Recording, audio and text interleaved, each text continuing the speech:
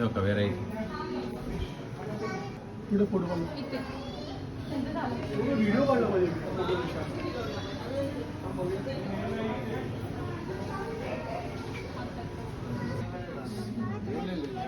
ఒక రకమైన మరి ఫిషా ఏంటో అర్థం కావట్లేదు. బస్తికి నెటిల్ అంటారంట దీన్ని. ఇది ఒక రకమైన ఫిష్ ఏనండి. ఎట్లా ఉంది చూడండి, కలర్లు అట్లా ఒక ముందర గొడుగులాగా, వెనకాల అదంతా బాడీ ఏదో దూది పింజలాగా ఉంది, కానీ అది ఒక బాడీ, అది దాని ఫిష్ యొక్క బాడీ. ఉన్నాయో ఇట్లా ఉన్నాయి.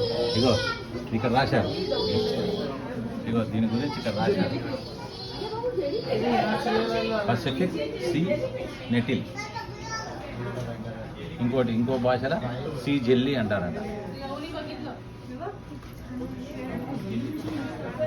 ఇదో చూడండి, దీని లైటింగ్ బట్టి అట్లా కలర్ మారుతుందా లేకుంటే అంతే అంతే, ఇవి అంతే. అక్కడ రెడ్ కలర్ పెట్టినందుకు అట్లా అనిపిస్తున్నాయి, కానీ అన్నీ ఒకటే కలర్, వైట్ కలర్ ఉన్నాయి.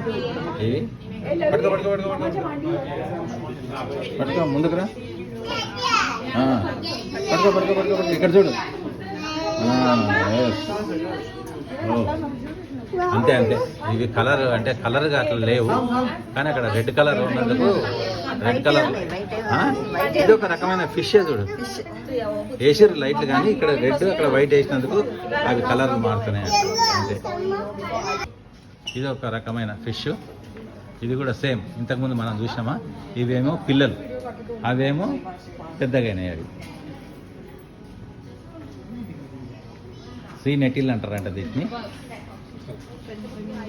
See jelly, sea nettle. ఒక లాంగ్వేజ్ ఏమో నెటిల్, ఒక లాంగ్వేజ్ ఏమో సీ జెల్లీ అంటారట.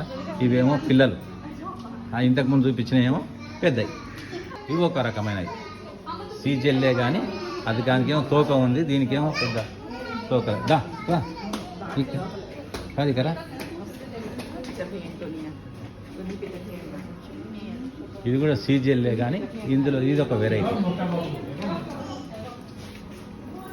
వైట్ స్పాటెడ్ సీ జెల్లీ అంటారట దీన్ని.